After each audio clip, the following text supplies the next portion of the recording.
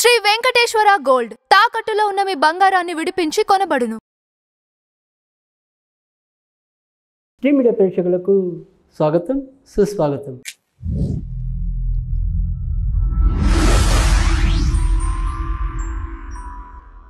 వారఫలాల కార్యక్రమంలో జూన్ 23వ తారీఖు నుంచి 29వ తారీఖు వరకు కూడా వివిధ రాసుల వారికి ఎలా ఉంది, ఏ రకమైన జాగ్రత్తలు తీసుకోవాలి, ఈ వివరాలు తెలుసుకుందాం. ముందుగా మేషరాశి వారికి ఈ వారం ఏ పని తలపెట్టినప్పటికీ కూడా విజయవంతంగా పూర్తయ్యే సూచనలు ఎక్కువగా కనిపిస్తున్నాయి. మానసికంగా ఎంత ఆందోళన ఉన్నప్పటికీ కూడా చివరి నిమిషంలో అన్ని రకాలుగా కూడా మంచి జరుగుతుంది తప్ప ఏ రకమైన ఇబ్బంది కనపడటం లేదు. అయితే తొందరపాటుతో వీరు తీసుకునే కొన్ని నిర్ణయాలు కానీ, కొన్ని మాటలు కానీ అవతల వాళ్ళకి కొద్దిపాటి ఇబ్బంది కానీ, మనస్పర్ధలకి దారితీసేలాగా కానీ ఉండవచ్చు. కానీ ఇంట్లో మానసికంగా శాంతి పెరుగుతుంది. ఆర్థిక పునాది కోసం చేసే ప్రయత్నాలన్నీ కూడా సఫలీకృతం కావటం అనేది అయితే ఉంటుంది.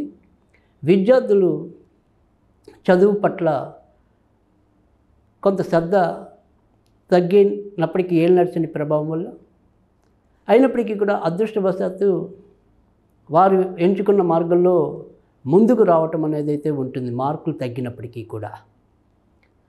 ఇతరత్ర ఈ వారం వీరికి మరీ చెప్పుకోదగిన ఇబ్బందులు అయితే గోచరించడం లేదు.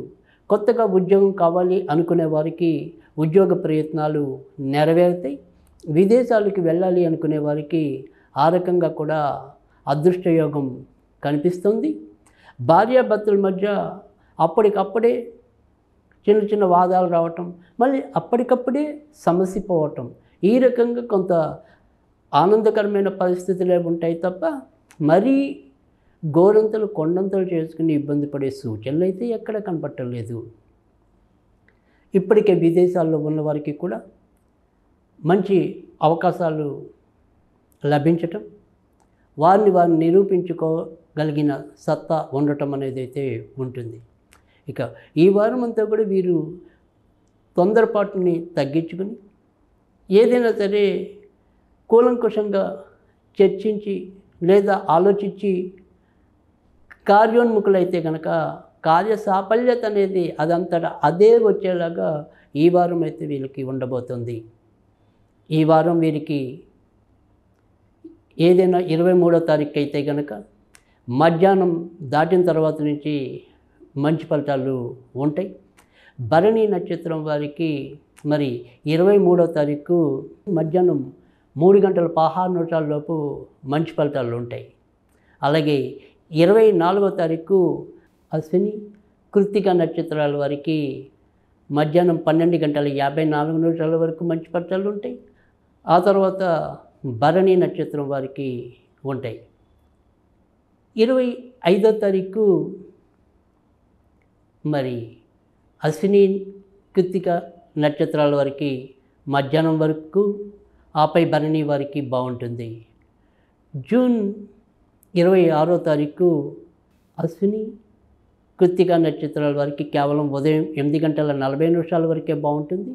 ఆ తర్వాత అంతా కూడా భరణి నక్షత్రం వారికి బాగుంటుంది. జూన్ 27వ తారీఖు పునర్వసు నక్షత్రం ఉంటుంది కనుక మరి ఉదయం 7 గంటల 22 నిమిషాల వరకు భరణి నక్షత్రానికి బాగుంటుంది. ఆ తర్వాత మిగతా 2 నక్షత్రాల వరకు బాగుంటుంది. 28 శనివారం నాడు ఉదయం 6 గంటల 35 నిమిషాల వరకే పుష్యమి ఉంటుంది కనుక కేవలం ఆ నిమిషం వరకు, ఆ సమయం వరకే అశ్విని కృత్తిక వారికి బాగుంటుంది. మిగతా సమయం అంతా కూడా భరణి నక్షత్రానికి బాగుంటుంది. 29 ఆదివారం ఉదయం 6 గంటల 35 నిమిషాల వరకు భరణి నక్షత్రానికి బాగుంటుంది.